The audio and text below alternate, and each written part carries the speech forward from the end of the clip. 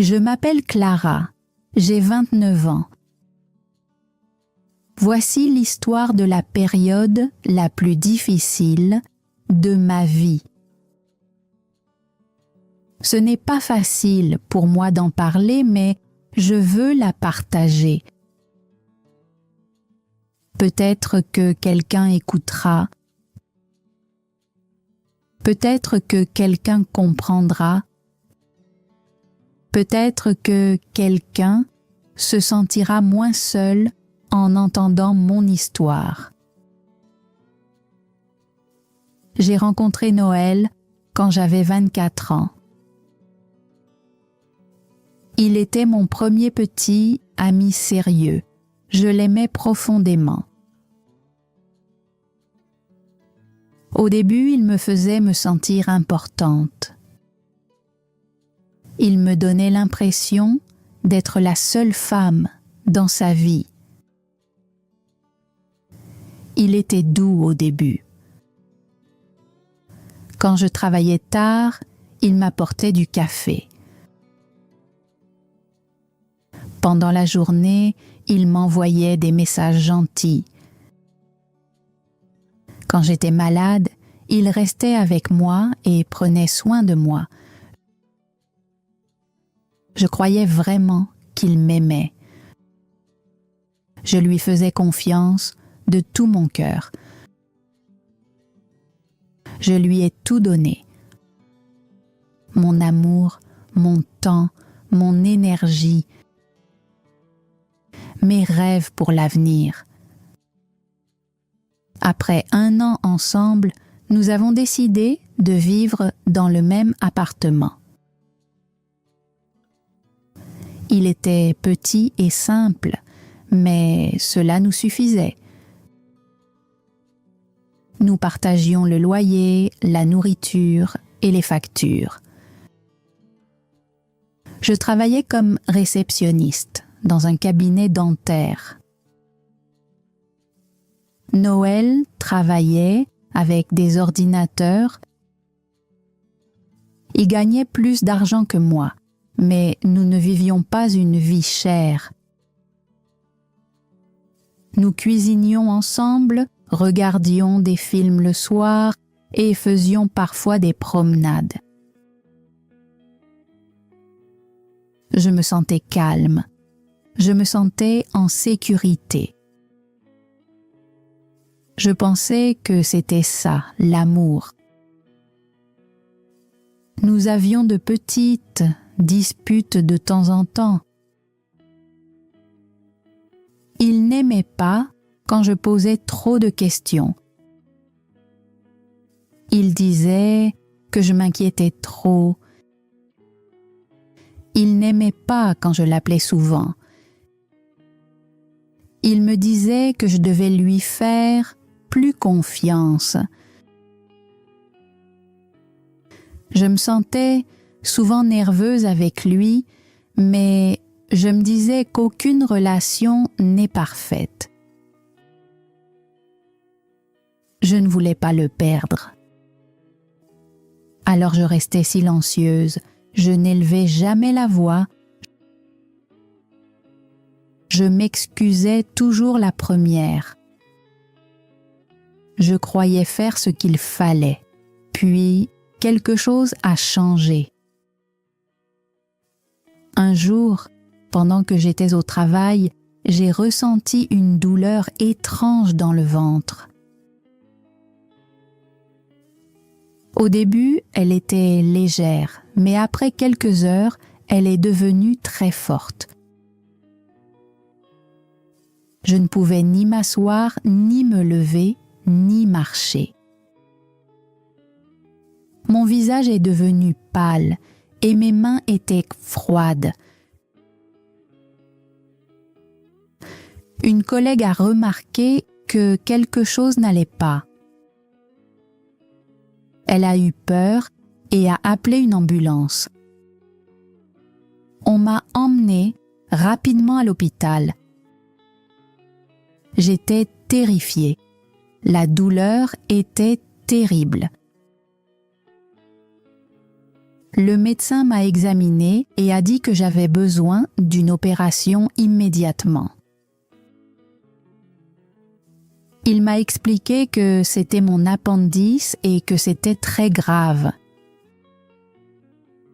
Si on attendait plus longtemps, il pouvait éclater. J'avais très peur. J'étais seule. Je voulais que Noël soit là.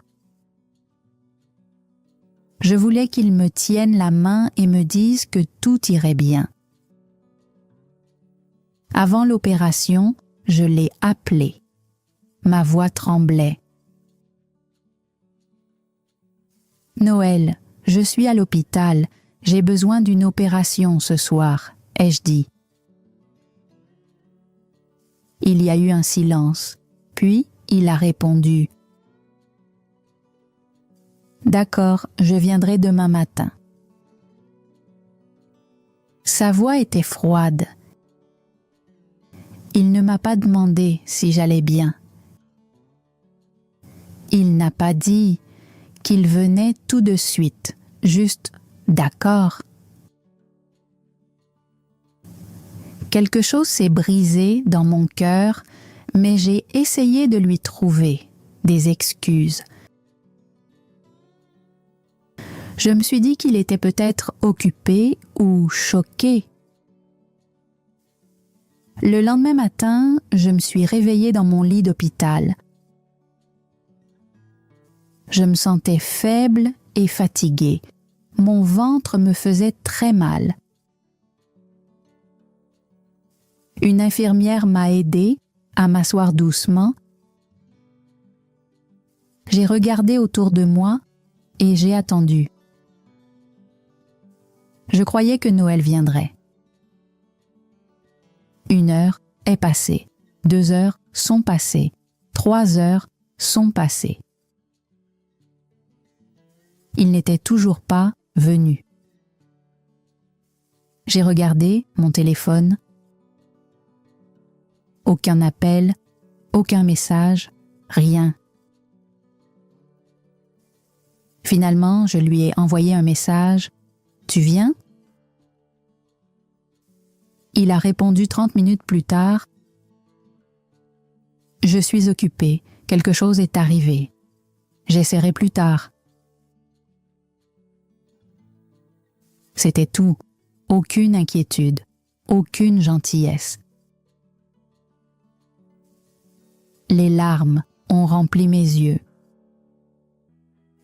Plus tard, une infirmière est entrée dans la chambre et m'a souri doucement. Elle m'a demandé « Quelqu'un est venu vous voir aujourd'hui ?» J'ai secoué la tête. « Non », ai-je dit. Je voulais pleurer, mais j'ai tout gardé à l'intérieur. L'infirmière m'a regardée avec des yeux pleins de douceur et a dit « Reposez-vous, ma chère, tout ira bien. »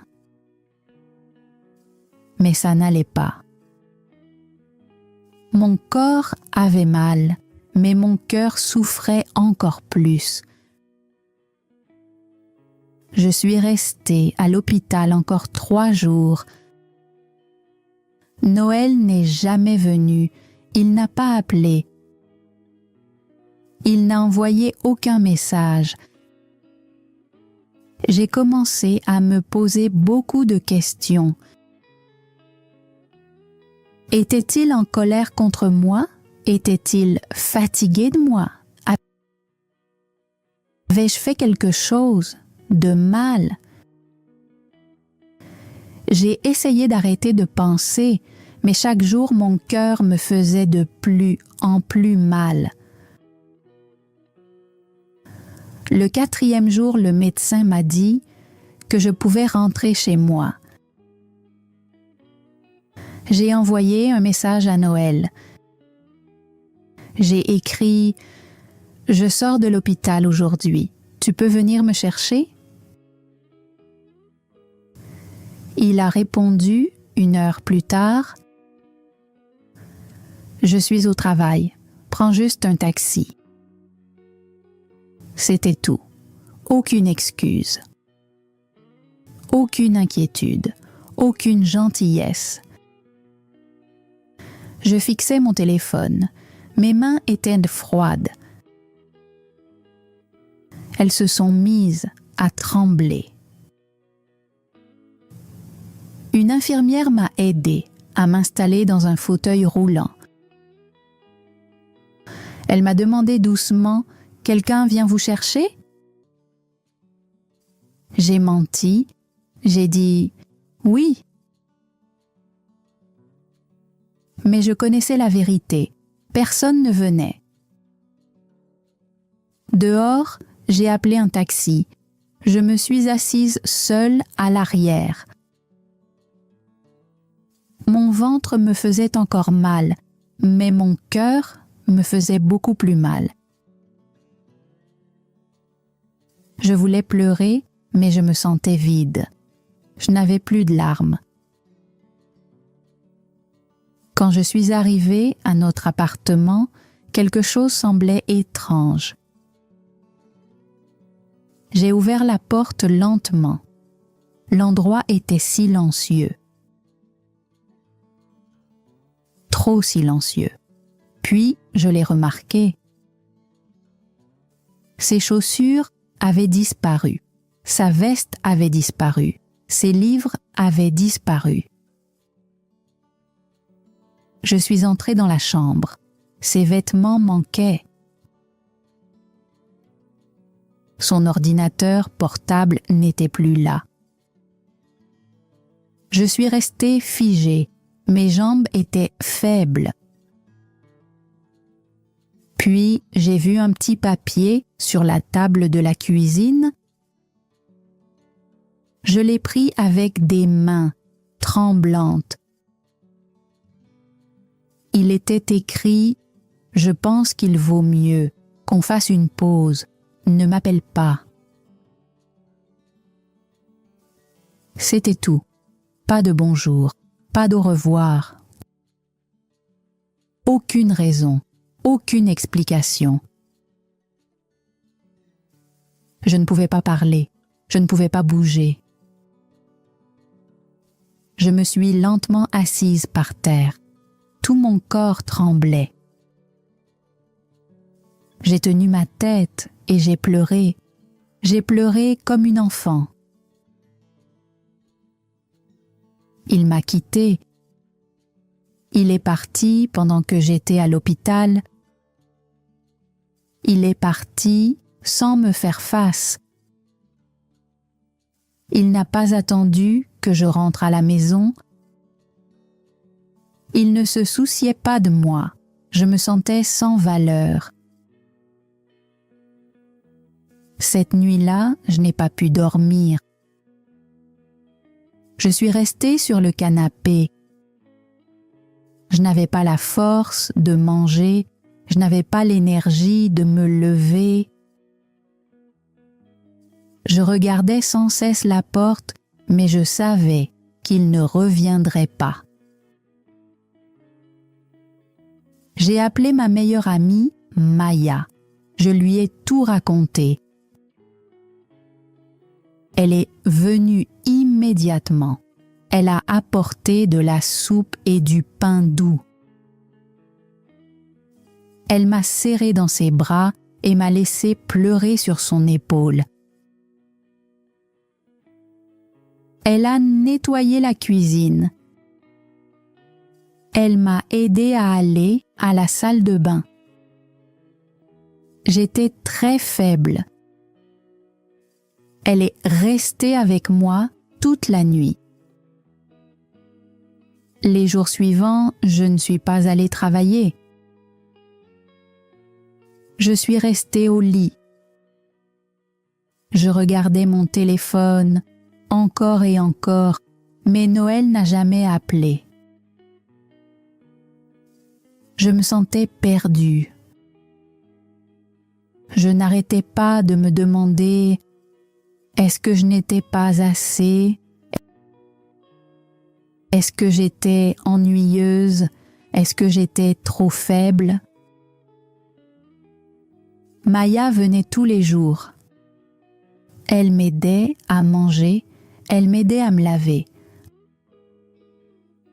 Un jour, elle s'est assise à côté de moi et a dit « Clara, il est parti. Mais toi, tu es toujours là, tu respires encore. Ça veut dire que tu es forte. » Ce soir-là, je me suis regardée dans le miroir. Mes yeux étaient rouges, mon visage était pâle. Mais elle avait raison. J'étais toujours en vie, j'étais brisée, mais j'étais là. Je me suis murmuré, « Tu ne laisseras pas cela te détruire. » Je savais pourtant que guérir prendrait du temps, beaucoup de temps. Avant de continuer mon histoire, je veux savoir quelque chose. D'où m'écoutez-vous? Savoir que quelqu'un m'entend, me comprend et reste avec moi me donne de la force. Les premières semaines après, le départ de Noël ont été les plus difficiles. Chaque matin, je me réveillais et pendant un court instant, j'oubliais qu'il était parti. Puis je tournais la tête et je voyais le côté vide du lit. Il était froid et silencieux. Il n'y avait pas de bonjour. Pas de sourire, pas de main chaude posée sur mon dos. La plupart des jours, je restais au lit. Je regardais par la fenêtre et j'observais le ciel changer. Certains jours, il était clair et bleu. D'autres jours, il était sombre et pluvieux. Mais cela ne faisait aucune différence pour moi. Mes sentiments restaient les mêmes. Je me sentais triste, perdue et seule. Maya était la seule personne qui me soutenait vraiment pendant cette période. Elle venait à mon appartement presque tous les jours. Elle apportait à manger, m'aidait à nettoyer et me parlait. Parfois, je n'avais pas envie de parler, mais elle restait quand même. Elle s'asseyait à côté de moi et me tenait la main. Un jour, elle a dit « Tu n'as pas besoin d'être forte tout le temps. C'est normal de pleurer. Un jour, tu te relèveras et je serai là quand tu le feras. » Ces mots ont allumé une petite lumière en moi, même quand je me sentais vide. Après 2 semaines, je suis retournée travailler à la clinique. Ma patronne a été compréhensive. Elle a dit « Va doucement, fais seulement ce que tu te sens capable de faire. » Mes collègues me regardaient avec gentillesse. Ils savaient que quelque chose n'allait pas. Je leur disais que j'allais bien, je souriais, mais ce n'était pas vrai. Je voulais me sentir normale à nouveau, mais je n'y étais pas encore. Un après-midi, après le travail, je suis allée dans un petit café près de la clinique. C'était calme et tranquille. Je me suis assise près de la fenêtre et j'ai bu du thé. J'ai regardé les gens passer dehors. Certains étaient seuls, d'autres riaient avec des amis, certains se tenaient la main. J'ai ressenti une douleur vive dans la poitrine. Pourquoi Noël m'a-t-il quitté? Qu'ai-je fait de mal? Ces pensées restaient dans ma tête tout le temps. Je voulais des réponses, mais il ne m'en a jamais donné. Un soir, Maya m'a demandé « Est-ce que tu l'aimes encore ?» Je suis restée silencieuse un long moment. Puis j'ai dit « Je ne suis pas sûre. Peut-être que j'aimais la personne que je croyais qu'il était. Maintenant, je ne sais même plus qui il est vraiment. » Elle a hoché la tête et a dit « C'est normal, les sentiments ont besoin de temps, mais tu deviens plus forte. » Au début, je ne la croyais pas, mais peut-être qu'elle avait raison. Après un mois, de petits changements ont commencé. J'ai nettoyé l'appartement, toute seule. Je suis sortie faire de courtes promenades le soir. J'ai recommencé à lire des livres. J'ai acheté des fleurs et je les ai mises dans la cuisine. Je voulais me sentir vivante. La douleur n'a pas disparu. Elle était toujours là. Mais elle était plus douce maintenant. Elle n'était plus vive. Elle est devenue une douleur silencieuse qui m'accompagnait chaque jour. Et même avec cette douleur, j'ai continué à avancer. Un jour, j'ai pris mon téléphone et j'ai vu le nom de Noël sur l'écran. Il m'avait envoyé un message. Mon cœur a sursauté, même si je ne le voulais pas. Le message était court. Il disait « Salut, j'espère que tu vas bien. » Rien de plus, aucune excuse, aucune explication. Je suis restée à fixer l'écran pendant longtemps. Je ne savais pas quoi faire. Une partie de moi voulait lui demander pourquoi il m'avait quittée comme ça. Une autre partie voulait lui dire à quel point il m'avait fait mal. Mais une autre partie de moi voulait le silence. Finalement, j'ai fermé le message et j'ai éteint mon téléphone. Cette nuit-là, j'ai encore pleuré. Pas parce qu'il me manquait, mais parce que j'étais en colère. Je lui ai donné mon amour, je lui ai donné mon attention. Et quand j'étais faible et dans la douleur, il est parti. J'étais à l'hôpital, j'avais besoin de lui, mais il est parti. Il n'a pas seulement quitté l'appartement, il a quitté mon cœur. Il a jeté notre temps ensemble, comme si cela ne signifiait rien. Le lendemain, j'ai parlé du message à Maya. Elle m'a regardé calmement et a dit « Tu n'as pas besoin de répondre, il a déjà fait son choix. Il a laissé sa chance derrière lui.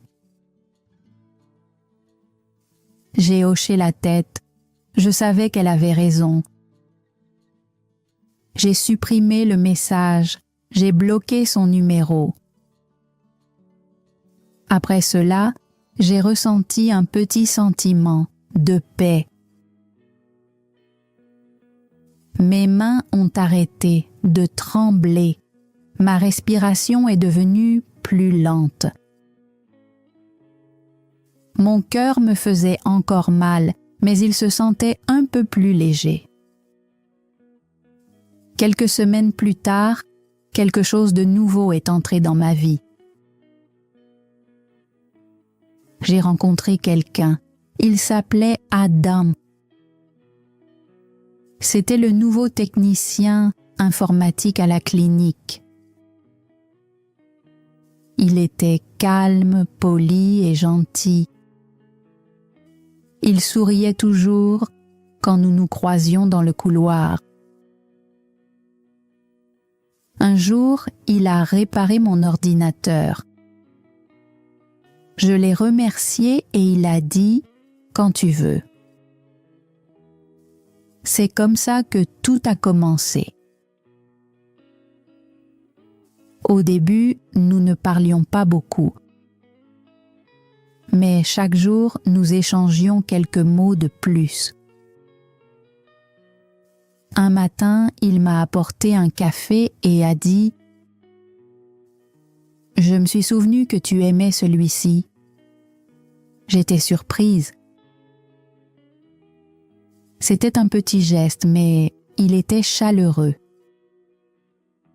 J'ai souri et cette fois, le sourire était vrai.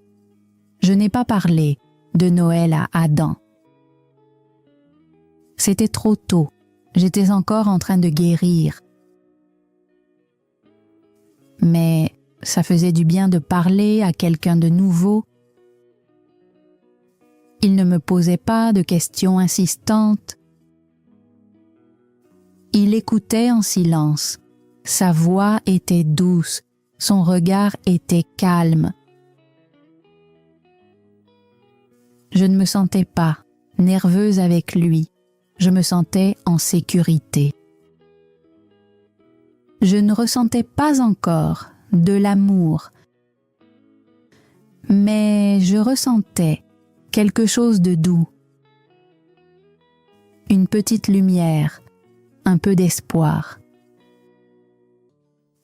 Un dimanche après-midi, je suis sortie me promener seule. Je portais mon pull préféré. L'air était frais et agréable. Je suis passée devant le parc, où Noël et moi allions autrefois. Pendant un instant, la tristesse est revenue. Puis, j'ai regardé autour de moi. Des enfants jouaient, des chiens couraient, des gens riaient, et moi, je marchais. J'étais en vie, je guérissais. Je me suis dit, tu es arrivé jusque-là, tu peux aller encore plus loin. Ce soir-là, je me suis assise à mon bureau et j'ai ouvert mon journal. J'ai écrit « Aujourd'hui, j'ai marché seule et je me suis sentie bien. » Noël fait partie de mon passé. Je ne l'attends pas. Je n'attends pas d'excuses. J'avance. Quand j'ai terminé, j'ai fermé le carnet et j'ai souri. C'était un petit sourire, mais il était vrai. Je ne sais pas ce qui se passera avec Adam. Peut-être que nous deviendrons quelque chose de plus, peut-être pas. Mais je sais une chose maintenant. Je n'aimerai plus jamais quelqu'un qui me laisse dans mon moment le plus sombre. Je ne supplierai plus pour de l'attention ou de la gentillesse. je mérite un amour qui reste. Un amour qui me tient la main quand j'ai peur. Un amour qui ne s'en va pas quand je suis allongée dans un lit d'hôpital. Je me souviens encore de la douleur. Mais je me souviens aussi du chemin que j'ai parcouru. Et je suis fière de moi pour m'être relevée. Les mois ont passé, je me sentais différente, je me sentais plus forte. Ma vie n'était pas parfaite, mais j'ai recommencé à apprécier les petits moments. Je me levais tôt, je préparais mon propre café, j'écoutais de la musique douce dans la cuisine. J'allais travailler avec un esprit calme. J'aidais les patients à la clinique et je souriais en leur parlant. J'ai recommencé à rire. Pas tous les jours, mais plus souvent qu'avant. La douleur était encore en moi, mais elle était plus légère. Elle ne contrôlait plus ma vie. Adam et moi parlions plus souvent. Il était calme mais amical. Il aimait les livres, et moi aussi. Un jour, pendant le déjeuner, je lui ai demandé quel genre d'histoire il aimait. Il a souri et a dit « J'aime les histoires pleines d'espoir ». Je l'ai regardé et j'ai répondu « Moi aussi ». Après cela, nous avons parlé tous les jours. Nous ne sortions pas vraiment en rendez-vous, mais nous nous asseyions ensemble pendant les pauses déjeuner. Adam me parlait de sa ville natale. Il me parlait de son chat, Max. Il me montrait des photos de Max en train de dormir dans des endroits étranges. Je riais beaucoup, ça faisait du bien de rire à nouveau. Un vendredi soir, Adam m'a demandé « Tu veux aller prendre un café après le travail ?» Je suis restée silencieuse un moment. Je me sentais nerveuse, puis j'ai dit oui. Nous avons marché jusqu'à un petit café près de l'arrêt de bus.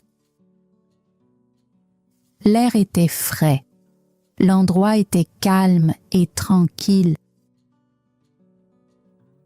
Nous nous sommes assis près de la fenêtre. Nous avons parlé de choses simples, le travail, la nourriture, les livres, la musique. Il ne m'a pas posé de questions sur mon passé et je ne lui ai pas posé de questions sur le sien. Je me sentais bien avec lui. Ce soir-là, je me suis endormie avec un sourire. Dans les semaines qui ont suivi, Adam et moi avons passé plus de temps ensemble. Le week-end, nous nous retrouvions au parc. Nous parlions pendant des heures. Parfois, nous restions assis sans parler. Mais le silence était paisible, pas lourd. Un après-midi, je lui ai dit « Je ne suis pas prête pour quelque chose de sérieux. Je suis encore en train de guérir. » Il m'a regardé et a répondu « C'est d'accord, je ne suis pas pressée. » Ces mots étaient non simples, mais ils comptaient beaucoup. Il ne me forçait pas. Il ne partait pas. Il restait. Puis un jour, quelque chose d'inattendu est arrivé. Je rentrais du supermarché quand j'ai vu Noël. Il était avec une autre femme. Elle lui tenait le bras, il souriait. Je me suis arrêtée. Pendant un instant, je ne pouvais plus bouger. Mon cœur s'est mis à battre très vite. Noël ne m'a pas vue. Je suis restée de l'autre côté de la rue et je les ai regardés quelques secondes.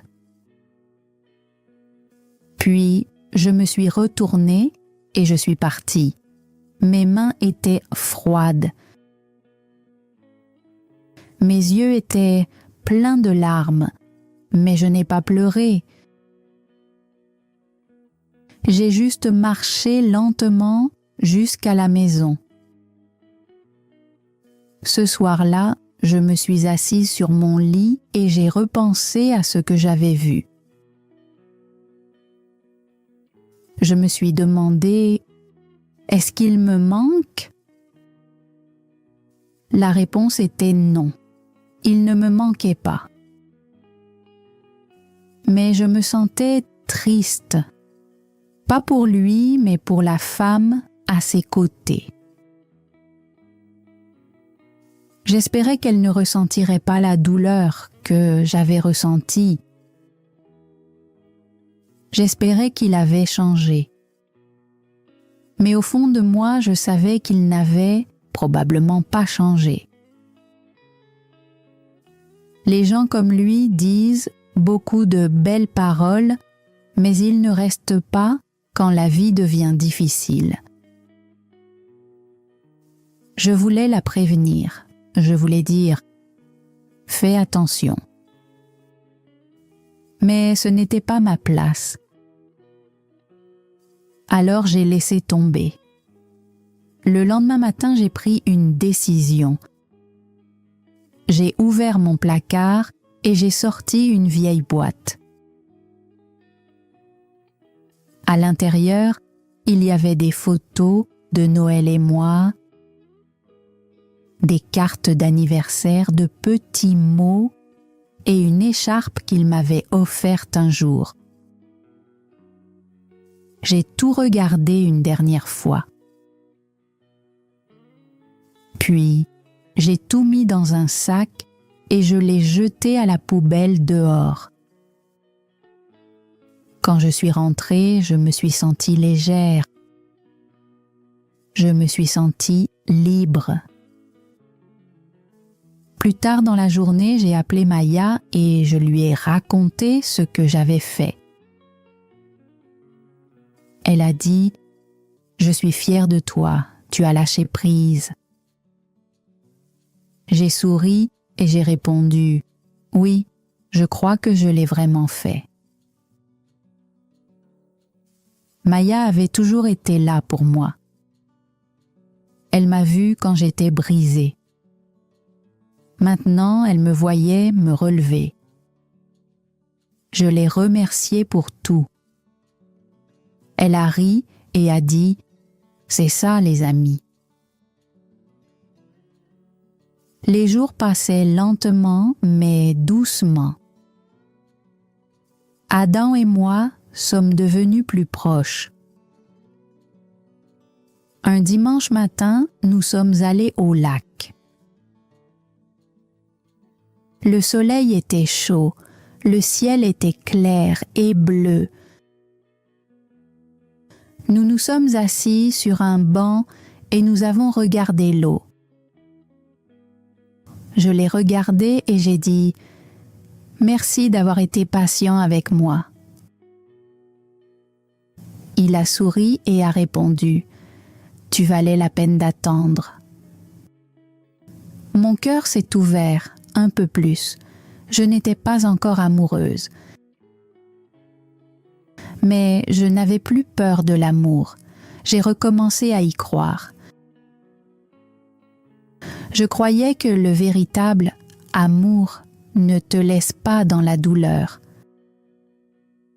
Le véritable amour ne fuit pas quand tu es brisé. Le véritable amour te tient la main. Le véritable amour écoute. Le véritable amour attend. Un an après le départ de Noël, j'ai regardé ma vie en arrière et je me suis sentie fière. J'avais changé.